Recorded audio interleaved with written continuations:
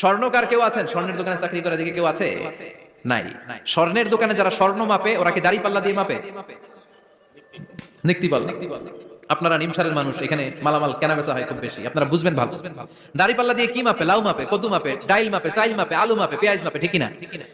তো দাড়ি পাল্লা দিয়ে যখন চাল মেপে দিলাম, চাল সামান্য দু চারটা বেশি গেল, আমার লস নাই, আমি দোকানদার। আর কম দিলেও যে নিতেছে তারও তেমন লস নাই। কিন্তু আমি স্বর্ণের ব্যাপারী, স্বর্ণ কিনতে আসছে, স্বর্ণ যদি সামান্য কিছু ভুলে বেশি চলে যায়, আমার ব্যবসা শেষ। আর যদি কিছু রেখে দেই তাহলে ক্রেতার মারাত্মক লস, ঠিক কিনা? এজন্য স্বর্ণ দাড়ি পাল্লা দিয়ে মাপে না, এটা মাপে নিক্তি পাল্লা দিয়ে। সূক্ষ্মাতি সূক্ষ্ম ওজন করতে হয় সেখানে। এক কণা স্বর্ণ বেশি হয়ে গেলে দাম বেড়ে যায়, এক কণা কমে